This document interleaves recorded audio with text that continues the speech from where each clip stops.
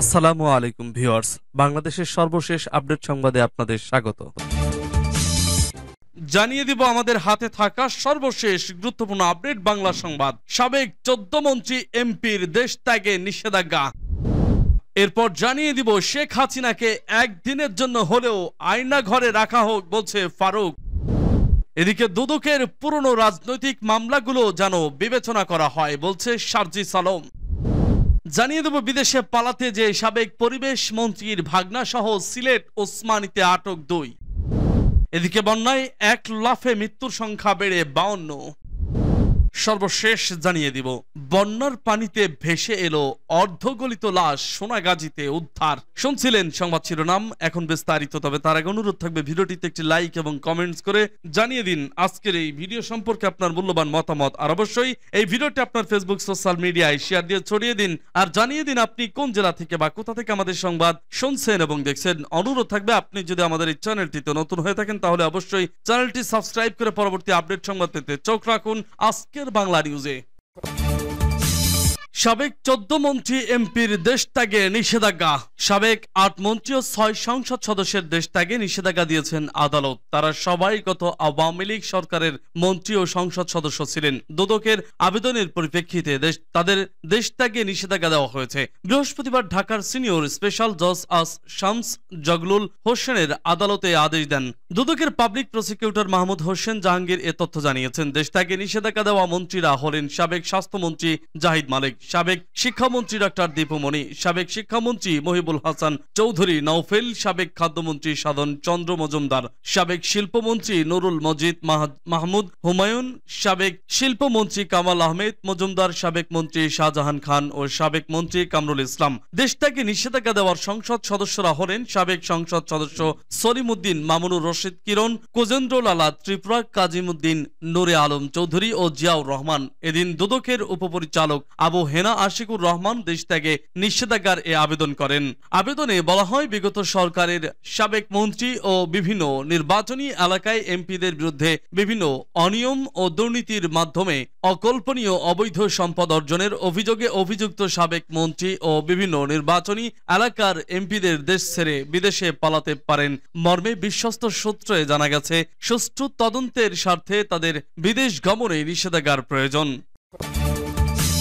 শেখ হাসিনাকে একদিনের জন্য হলেও আয়না ঘরে রাখা হোক বলছে ফারুক। বিএনপি চেয়ারপারসন এর উপদেষ্টা জয়নুল আবেদিন ফারুক অন্তর্বর্তীকালীন সরকারের প্রধান উপদেষ্টা ডক্টর মোহাম্মদ ইউনূসের উদ্দেশ্যে বলেছেন, শেখ হাসিনা অনেক নিরীহ মানুষকে হত্যা করেছে।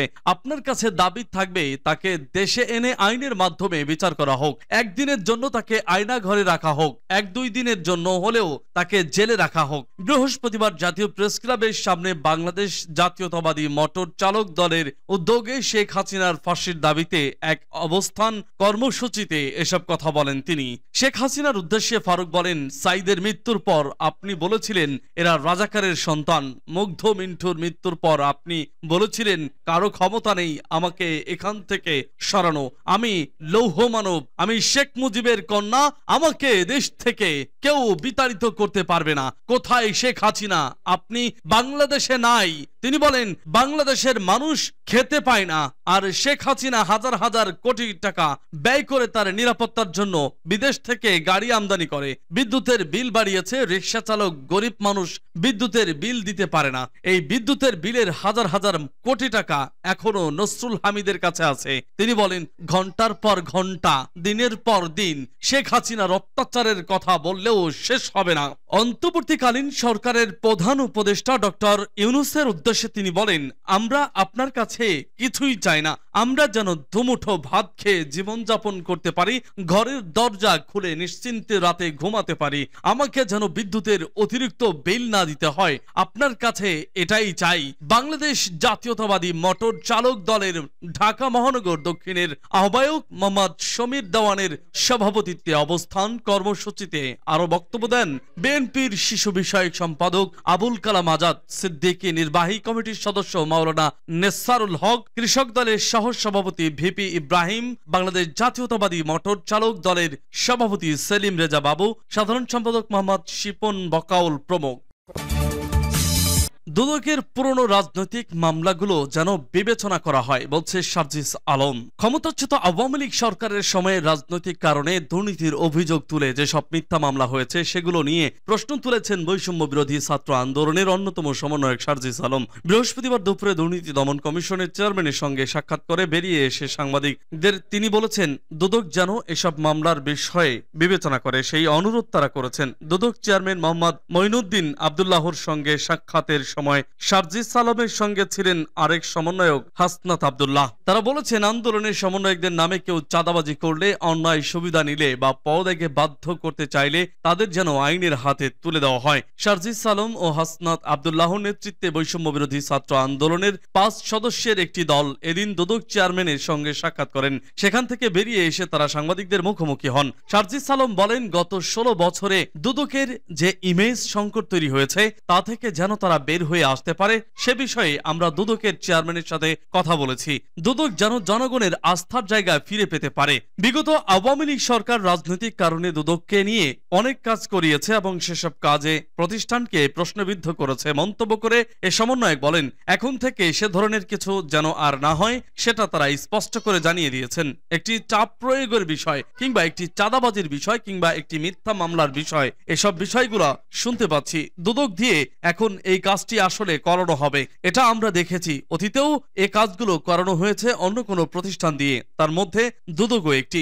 সার্জিস বলেন, আমরা জাস্ট দুদককে স্পষ্ট ভাষায় জানাতে এসেছি আমাদের জায়গা থেকে যে আমরা ছাত্র জনতা 16 বছরের ফ্যাসিস্ট সরকারের বিরুদ্ধে গিয়ে যে একটি গণ অভ্যুত্থান ঘটিয়েছি, এই গণ অভ্যুত্থান এই স্পিরিট ধারণ করে না যে কাউকে আসলে মিথ্যা মামলা দেওয়া হবে রাজনৈতিক উদ্দেশ্য প্রণোদিত এরকম কোনো কারণে, কিংবা কোনো একটি চাঁদাবাজি করা হবে রাজনৈতিক পরিচয় দেখিয়ে, কিংবা চাঁদাবাজি করা হবে কোনো হুমকি দিয়ে। যে কাজগুলো গত 16 বছরে হয়েছে সেই কাজগুলো যদি অন্য একটি গোষ্ঠী আবার রিপিটেশন ঘটায় তাহলে দিন শেষে আমাদের যে স্পিরিট সেই স্পিরিটের সাথে এই কাজগুলো সাংঘর্ষিক। বৈষম্য বিরোধী ছাত্র আন্দোলনের পক্ষ থেকে দুদককে স্পষ্ট বার্তা দেওয়ার কথা তুলে ধরে তিনি বলেন, আমরা কখনো এই কাজগুলো করি না এবং সমর্থনও করি না। কেউ যদি আমাদের নাম ব্যবহার করে এই কাজগুলো করে তাদেরকে যেন আইন শৃঙ্খলা বাহিনীর হাতে তুলে দেওয়া হয় এবং তাদের সাথে কম্প্রোমাইজের কোনো প্রশ্নই ওঠে না। পাশাপাশি পুরনো মামলাগুলোর বিষয়ে সার্জিস বলেন,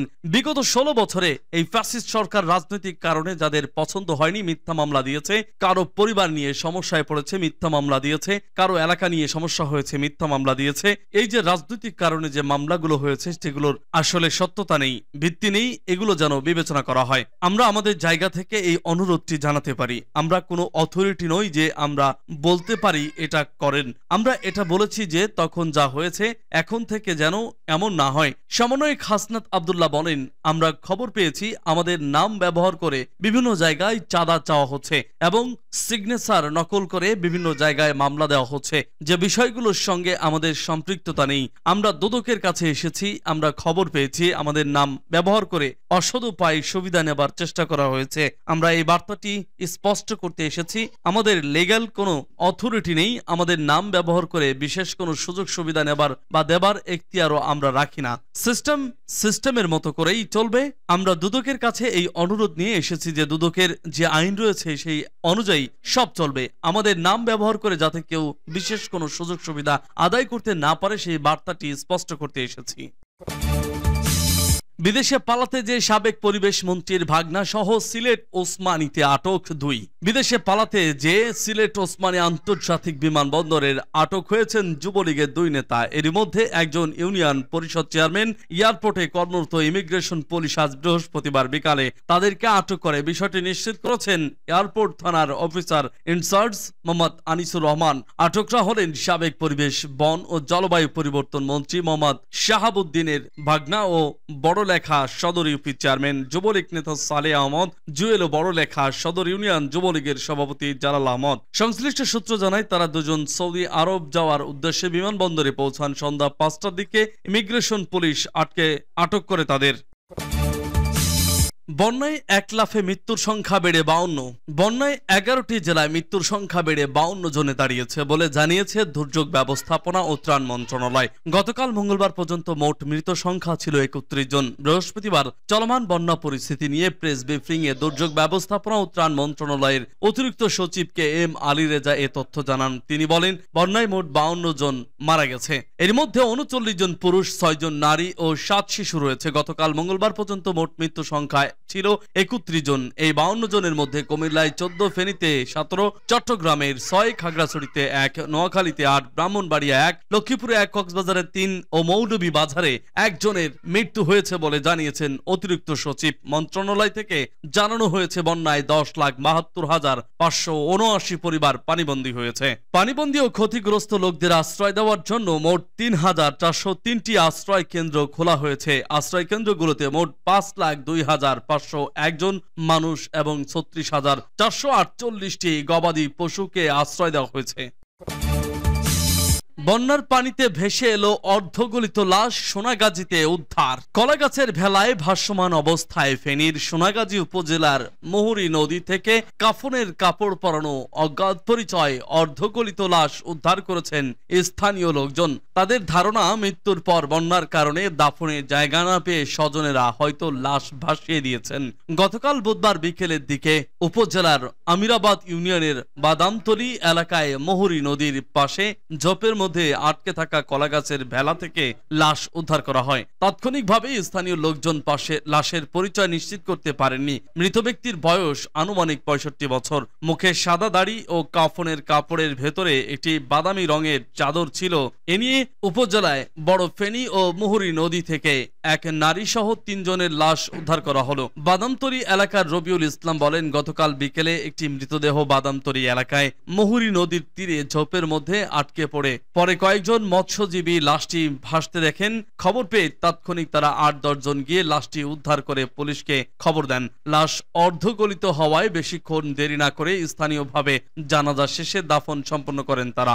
রবিউল ইসলাম আরো বলেন, বন্যার কারণে ফেনীর প্রায় সবকটি উপজেলার বাড়িঘর ও রাস্তাঘাট পানির নিচে ডুবে গেছে। এজন্য মৃত্যুর পর স্বজনেরা দাফনের চেষ্টা করে ব্যর্থ হয়ে ৬টি কলাগাছ দিয়ে একটি ভেলা বানিয়ে কাফনের কাপড় পরিয়ে নদীর পানিতে ভাসিয়ে দিয়েছেন। তারা মানবিক দিক বিবেচনা করে লাশটি উদ্ধারের পর দাফন করেছেন। সোনাগাজী মডেল থানার ভারপ্রাপ্ত কর্মকর্তা ওসি সুদীপ রায় বলেন, মুহুরী নদী থেকে অজ্ঞাতনামা এক ব্যক্তির লাশ উদ্ধার করে দাফন করার কথা তিনি শুনেছেন।